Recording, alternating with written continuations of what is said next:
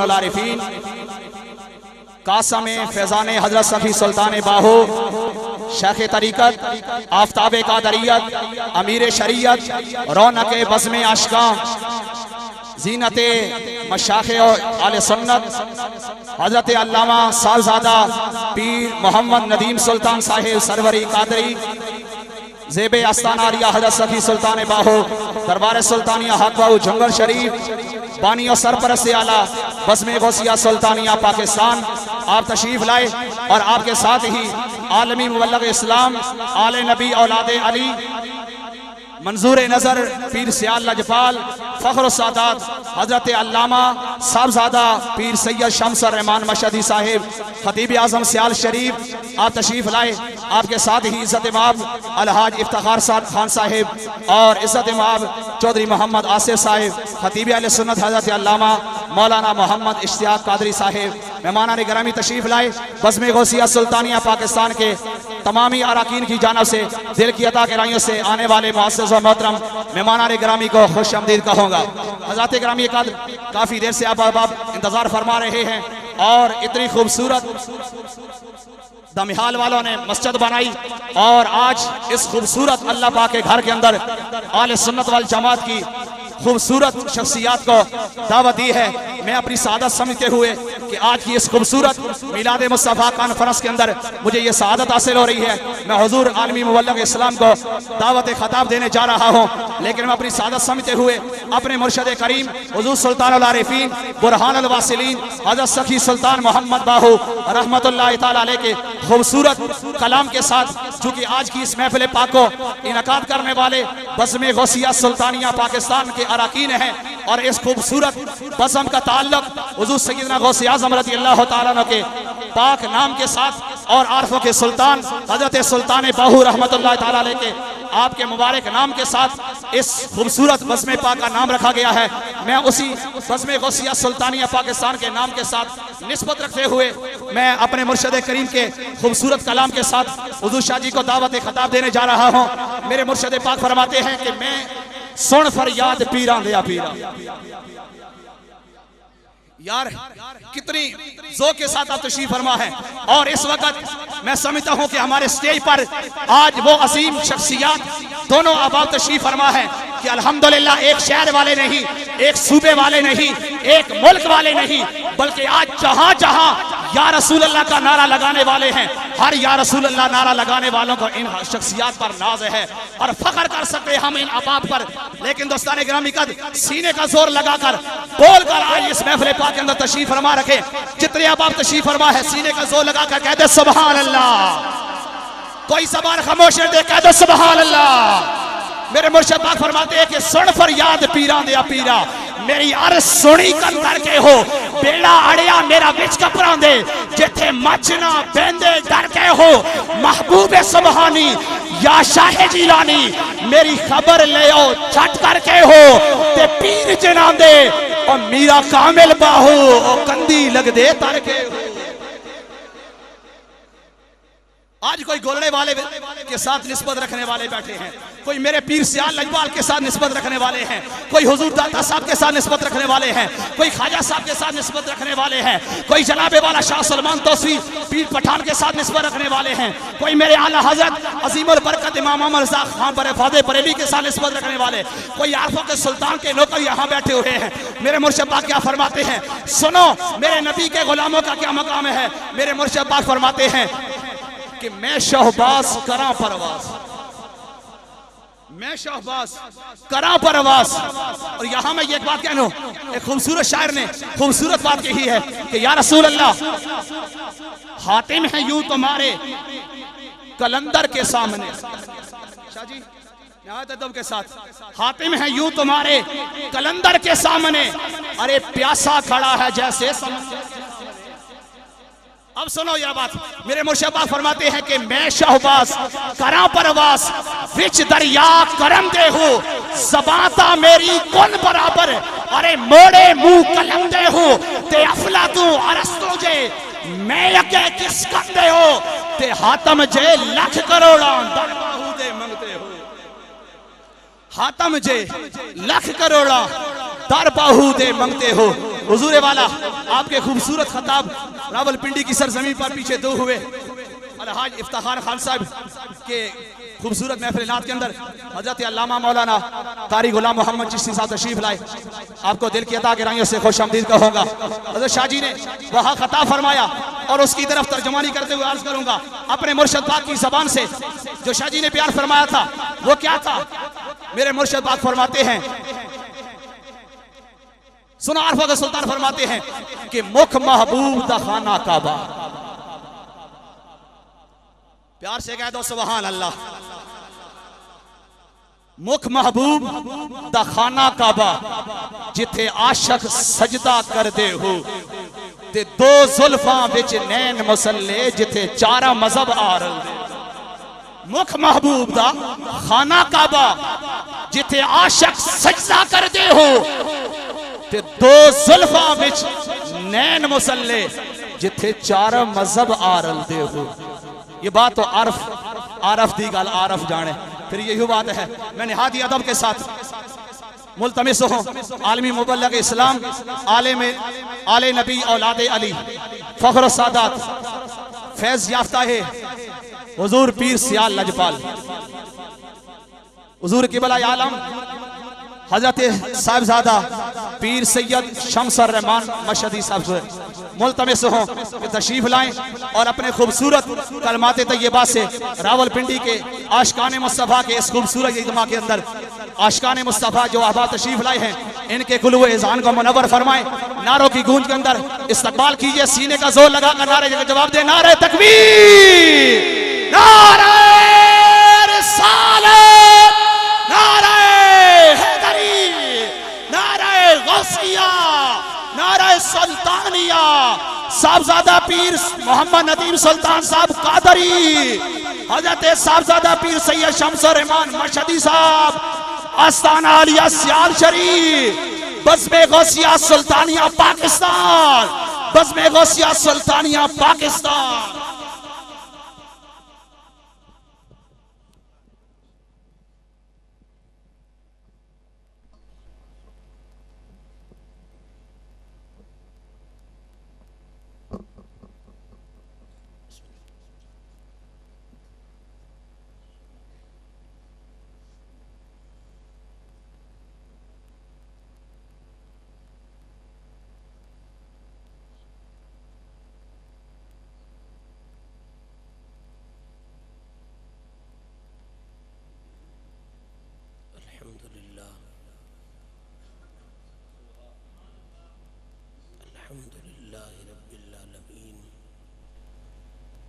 والعاقبۃ للمتقین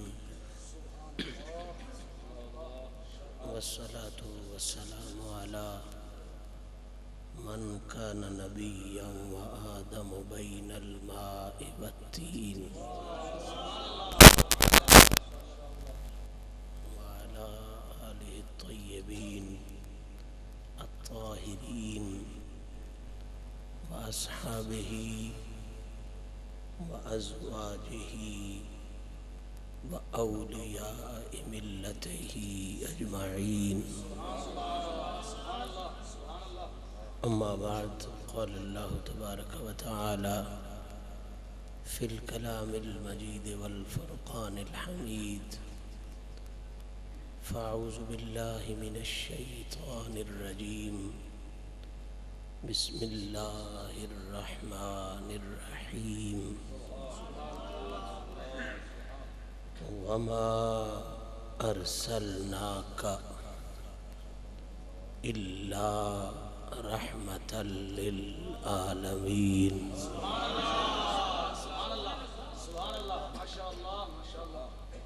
صدق الله العلي العظيم وصدق رسوله النبي الكريم ونحن على ذلك لمن الشاهدين والشاكرين والحمد لله رب العالمين. إن الله وملائكته يصلون على النبي يا أيها الذين آمنوا صلوا عليه وسلموا تسليما.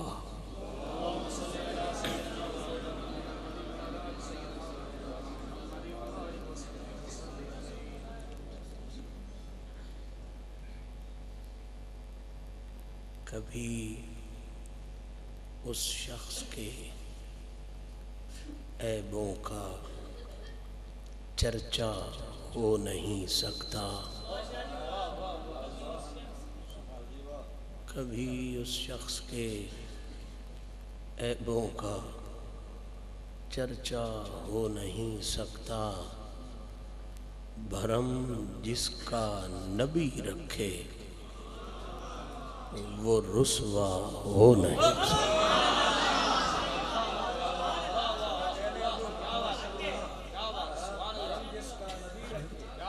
کبھی اس شخص کے عیبوں کا چرچا ہو نہیں سکتا، بھرم جس کا نبی رکھے وہ رسوا ہو نہیں سکتا۔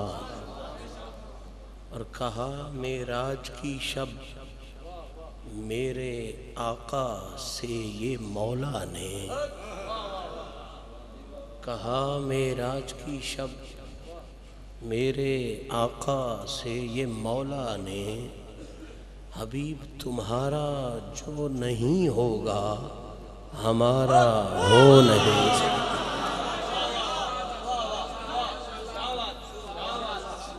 تمہارا جو نہیں ہوگا ہمارا ہو نہیں سکتا۔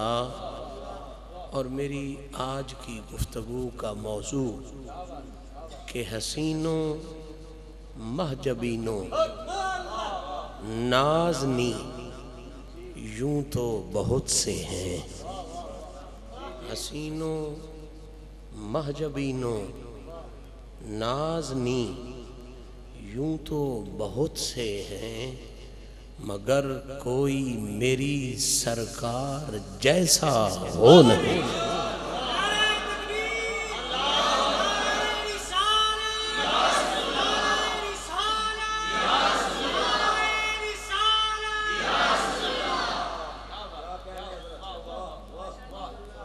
حمد و ثناء رب ذوالجلال اور ہدیہ درود و سلام بحضور سرور کائنات فخر موجودات شافع روز جزا جناب محمد مصطفیٰ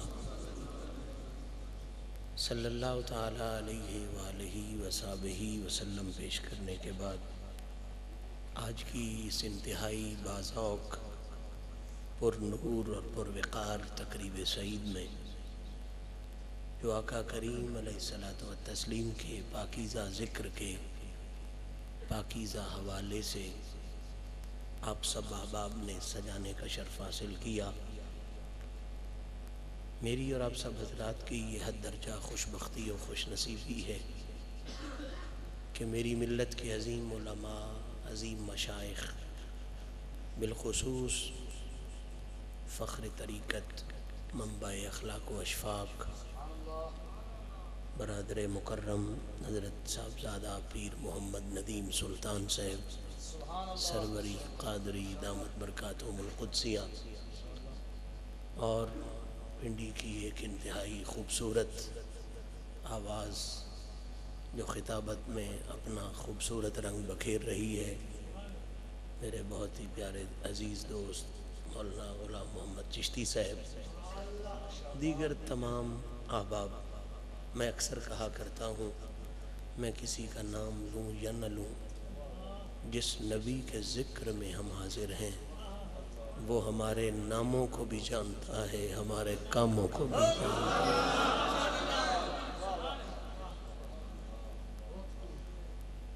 میں اپنے وقت اور موقع کی مناسبت کے حوالے سے چند باتیں عرض کرنے سے پہلے آپ سب احباب کو اس خوبصورت محفل کے انعقاد پر دل کی گہرائیوں سے مبارکباد پیش کرنے کے ساتھ ساتھ اس دعا میں بھی شریک کرنے کا شرف حاصل کرتا ہوں کہ رب کریم اپنے محبوب کریم صلی اللہ علیہ وسلم کی شان کریمی کا صدقہ ہم سب کی حاضری کو شرف قبولیت عطا فرمائے۔ اور چونکہ میں ایک انتہائی نکمہ اور ناکارہ انسان ہوں اور مجھے اپنی اوقات کبھی نہیں بھولتی، ہو سکتا ہے مجھ نکمے سے بولنے میں کوئی غلطی ہو جائے، سمجھنے سمجھانے میں کوئی کمی، کوئی کجی، کوئی نقص، کوئی عیب رہ جائے، اس لیے میں آقا کریم صلی اللہ علیہ وسلم کی پاکیزہ امت کے آپ پاکیزہ افراد کو اپنے لیے اس دعا میں ضرور شریک کروں گا کہ میرا مالک اپنے محبوب پاک کی شان بے عیبی کا صدقہ ہم سب کے عیبوں کو دور فرما، ہماری محنت کو منظور فرما، اور سرکار کے ذکر کی عزت کا صدقہ، سرکار کی تعریف کی عظمت کا صدقہ ہم سب کو اس جہان میں عزتوں سے بھرپور فرما۔ صاحبان ذی وقار، بغیر کسی تمہید کے قرآن مجید فرقان حمید کی جس آیہ مبارکہ کو میں نے سرنامہ کلام کے طور پہ پڑھنے کا شرف حاصل کیا، اس آیہ مبارکہ کا پہلا خوبصورت لفظ ہے وَمَا أَرْسَلْنَاكَ۔ میں بغیر کسی لمبی چوڑی تفصیل میں گئے بغیر اس یقین کے ساتھ کہ میں کچھ نہ سہی، میرا مقدر تو بڑا ہے، کیونکہ سرکار کے نالین پہ سر میرا دھرا ہے، کیوں میری خطاؤں کی طرف دیکھ رہے ہو، ہے جس کو میری لاج وہ لجپال بڑا ہے، اور اظہار عجز نہیں، اظہار حقیقت کرتے ہوئے، اظہار عقیدت نہیں، اظہار حقیقت کرتے ہوئے، بے باغ بہار گلزار وچوں ایک ڈنگڑا کنڈڑا میں بھی سہی، بے باغ بہار گلزار وچوں ایک ڈنگڑا کنڈڑا میں بھی سہی، تیرے اٹھاں گھوڑیاں مجھیں وچوں ایک بھیڑ دا جندڑا میں بھی سہی، اور یا رسول اللہ تیرے عالم فاضل مفتی بہت ایک مسخرہ بھنڈڑا میں بھی سہی، تیرے شیراں دے گل سنگل ہے در ایک کتڑا مندڑا میں بھی سہی۔ یہی کیفیات لے کے، یہی جذبات لے کے قرآن مجید فرقان حمید کی اس خوبصورت آیہ مبارکہ کی خوبصورت روشنی میں نے آج اتنا عرض کرنا ہے کہ جس کو شاید پیر مہر علی شاہ صاحب کی زبان میں یوں کہا جا سکے کہ زلفاں چھلے او چھلے جگ سارا سونا ہے، میڈے مدنی تو چھلے او چھلے۔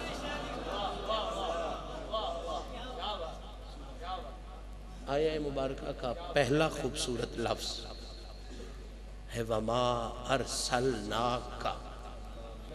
پوری توجہ اسی جملے پر آپ کی مرتکز کرنا چاہتا ہوں، اس امید کے ساتھ کہ اگر ممکن ہو سکا تو اگلے لفظ کی طرف جائیں گے۔ اگلا لفظ رحمتاً ہے، اس سے اگلا خوبصورت لفظ للعالمین ہے، ممکن ہو سکا تو ضرور ان کی طرف جائیں گے، لیکن کریموں کا کرم شامل حال رہا اگر آج کی اس نشست میں ہم اس پہلے لفظ کو ہی پورے ذوق سے سمجھ گئے تو ایک وعدہ یقینی ہے، اگر اس مسئلے کو ہی ہم نے سمجھ لیا تو جو ایک لفظ سنیوں کے عقیدے بھی واضح کر دیتا ہے، سیدہ زہرا کے بابا کے قصیدے بھی واضح کر دیتا ہے۔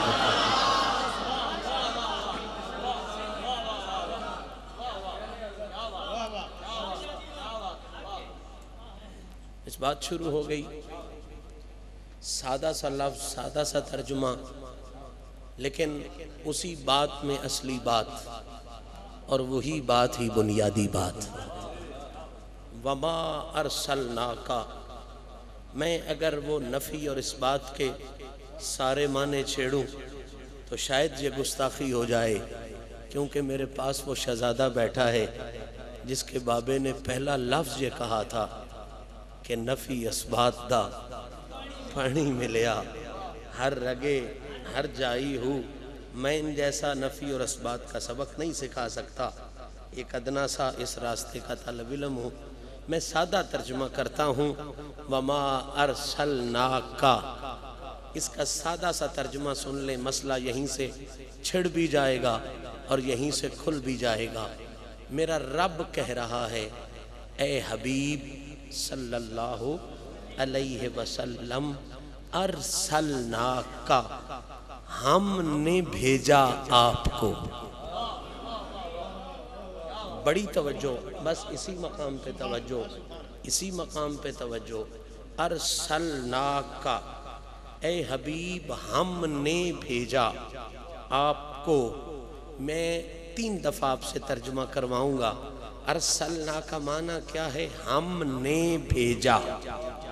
کا ساتھ ملائیں تو پھر آپ کو ہو گیا۔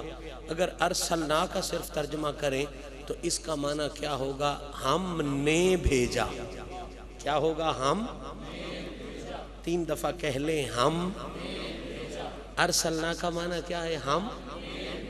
آپ کہو گے مشہدی شاہ یہ کیا کام تو کر رہا ہے؟ یہ سیدھا سیدھا لفظ ہے، اس کا ترجمہ بار بار ہم سے کروا رہا ہے، کون سی اس میں دقیق بات آ گئی؟ ارسلنا کا معنی سیدھا سیدھا ہے، ہم نے بھیجا۔ تو اشاروں کی بات، اس زبان میں بات کرنے کا عادی ہوں۔ حضرت کی نظر، قبلہ چشتی صاحب کی نظر، نبی کے ہر نوکر کی نظر، میں نے کہا نا ہم نے بھیجا۔ میں بار بار فضول نہیں کہلوا رہا، اصل بات ہی یہی بات ہے، اور اسی بات میں ہی اصل بات ہے۔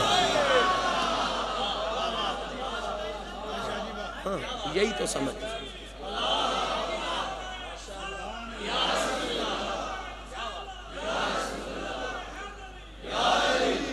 بہت محبت آپ کی، اللہ آپ کی زبانوں، سوچوں، فکروں کو سلامت رکھے۔ اور میں یہ دعا محض آپ کی خوشامد کے لیے نہیں کر رہا، مجھے احساس ہے، اس لیے دعا دی ہے کہ آپ کی سوچ، آپ کی فکر، آپ کی زبان کسی چودھری سے وفا کے لیے کام نہیں کر رہی، محمد کی عزت اور انا کے لیے کام کر رہی۔ صاحبان جی وقار میرے مسئلے پہ آئیں۔ ارسلنا، ہم نے، میں نے کہا اسی بات میں اصلی بات ہے، اور وہی بات ہی اصل بات ہے۔ تو اب آپ سب کا ذہن اس سوال پہ آ گیا ہوگا کہ وہ کیا بات ہے؟ ہم روزانہ پڑھتے ہیں ارسلنا، یہ کس چکر میں تو لے کے جانا چاہتا ہے؟ تو چکر نہیں، اصل چکر ہمیں ہی آیا ہوا ہے، ہم اس کو سمجھتے نہیں ہیں، اس کو جانتے نہیں ہیں، اس کو پہچانتے نہیں ہیں۔ رب کہہ رہا ہے ہم نے، پوری توجہ ہے آپ کی، میں کھول دوں مسئلے کو۔ رب فرما رہا ہے ہم نے بھیجا۔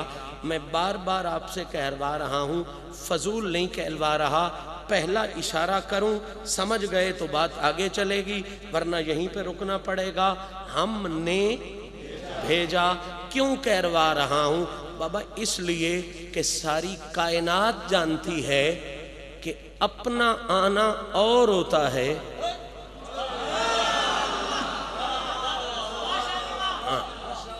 یہی سمجھنا ہے ہمیں، اپنا آنا اور ہوتا ہے اور بھیجا جانا یہ اور ہوتا ہے۔ سبحان اللہ، آپ نے بڑی خوبصورتی سے کہی، میرے ذوق میں اضافہ ہوا، اور مجھے مزید خوشی یہ ہوئی کہ ابھی تک میں نے بات کھولی نہیں، اور آپ اتنی خوبصورتی سے سبحان اللہ کہہ رہے ہو۔ جب بات کھلے گی کہ اپنا آنا کیا ہوتا ہے اور بھیجا جانا کیا ہوتا ہے، تو پھر تو رنگ آپ کا اپنا ہوگا۔ صاحبان جی وقار پہلا جملہ نظر، اپنا آنا اور ہے اور بھیجا جانا، اپنا آنا اور ہے اور بھیجا جانا اور ہے۔ اب اگر کوئی عام سا مجمع ہوتا تو مجھے بہت محنت کرنی پڑتی، مثالیں دے کے سمجھانا پڑتا کہ کیا ہے کیا ہے۔ یہاں علماء تشریف فرما ہیں، پڑھے لکھے احباب تشریف فرما ہیں، سائیں ندیم سائیں کے تربیت یافتہ بزم غوثیہ سلطانیہ کے پاکیزہ اور محبت والے اور ذوق والے اراکین تشریف فرما ہیں۔ مجھے لمبی باس میں جانے کی عادت بھی نہیں اور یہاں پہ ضرورت بھی نہیں، اس لیے یہیں پر ایک نتیجے کا جملہ دے دیتا ہوں۔ میں نے کہا اپنا آنا اور ہے اور بھیجا جانا، اب آپ میں سے ہر بندہ سوچ رہا ہوگا کہ اپنا آنا کیا ہوتا ہے اور بھیجا جانا کیا ہوتا ہے. مثال نہیں دیتا, لمبی تشریح میں نہیں جاتا, صرف اشارے میں مسئلہ حل کر دوں, سمجھ گئے, میرا ذوق پورا ہو جائے گا. اپنا آنا اور ہے اور بھیجا جانا اور ہے. فرق کیا ہے اپنے آنے میں اور بھیجے جانے میں؟ پہلا فرق یہ ہے جو آپ آئے وہ اپنی ذمہ داری پہ آتا ہے,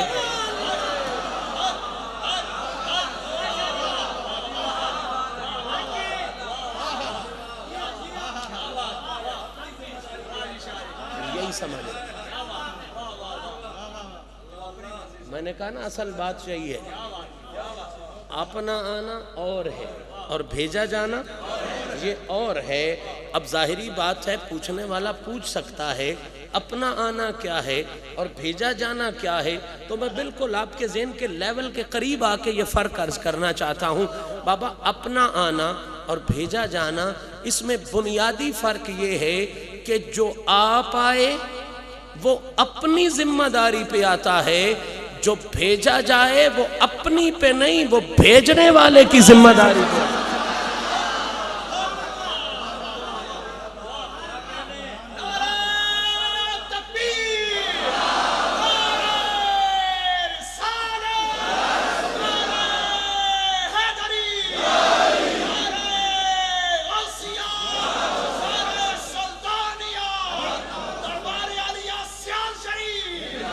اب ذرا اس کو سادہ کر کے سمجھ لیتے ہیں, بالکل سادہ کر کے سمجھ لیتے ہیں. علماء سمجھ گئے, پڑھے لکھے احباب سمجھ گئے, پر کئی میرے جیسے ان پڑھ بابے بھی تو بیٹھے ہیں, وہ تو مجھ سے ناراض ہو جائیں گے, تو نے مسئلہ سمجھایا نہیں. تو میں سادہ سی مثال دے کے مسئلہ سمجھا دیتا ہوں.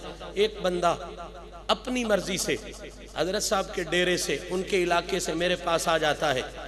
اب وہ آئے, اس کی موج ہے, بیٹھے میرے پاس, اس کی موج ہے, جو بات کرے اس کی موج ہے, کوئی مسئلہ نہیں. میری مرضی ہو تو ملوں, مرضی ہو تو نہ ملوں. ایک دن کا واقعہ ہو گیا, اگلے دن وہی بندہ حضرت صاحب سے رکا لے کے میرے پاس آ جاتا ہے. مجھے خادم لوگ, دوست احباب بتاتے ہیں کہ بندہ ہے اور آج وہ ندیم سائیں کا پیغام لے کے آیا ہے. اب میں اٹھوں گا بھی, اسے سینے سے بھی لگاؤں گا, اس کے لیے کرسی بھی ڈلواؤں گا, اس کی تواضع بھی کروں گا.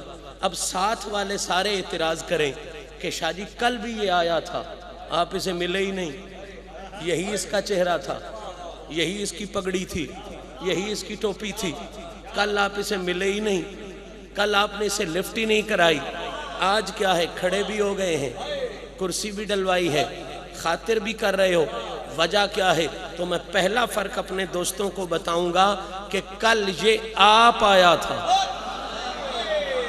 آج کسی کے بھیجنے سے آیا ہے. فرق سمجھ میں آیا نا؟ کل یہ خود آیا تھا, آج یہ کسی کے بھیجنے سے آیا. اور سادہ کر دوں, جو آپ آئے وہ جو بات کرے اپنی بات کا خود ذمہ دار. آپ آنے اور بھیجے جانے میں فرق سمجھا رہا ہوں نا. جو آپ آئے وہ بیٹھے, آپ کے بیٹھے تو خود ذمہ دار, کھڑا ہو جائے تو خود ذمہ دار, آیا جو خود ہے, بولے تو خود ذمہ دار, کوئی بات کرے تو خود ذمہ دار, خود آئے خود ذمہ دار. جب کسی نے بھیجا, اب یہ مسئلہ سمجھنے والا ہے, یہی مقام رسالت ہے, اسی کو مقام. خود آیا, بولا تو خود ذمہ دار, کسی کے ساتھ معاہدہ کیا خود ذمہ دار, کسی کو کچھ کہا خود ذمہ دار, خود جو آیا. اب اگر کسی نے بھیجا تو فرق دیکھو, بولے گا وہ, ذمہ داری بھیجنے والے کی ہوگی. بس یہی مسئلہ سمجھانا ہے. بولے گا وہ, زبان اس کی ہل رہی ہوگی, لیکن چونکہ بھیجا ہوا ہے نا کسی کا, اب بولنا اس کا ہوگا, ذمہ داری اس کی ہوگی. لکھنا اس کا ہوگا, ذمہ داری اس کی ہوگی. پکڑنا اس کا ہوگا, ذمہ داری اس کی ہوگی. بابا نہیں سمجھ آئی ابھی تک آپ کو بیعت رضوان؟ ہاتھ یہ پکڑاتا جائے گا, ذمے وہ اٹھاتا جائے گا.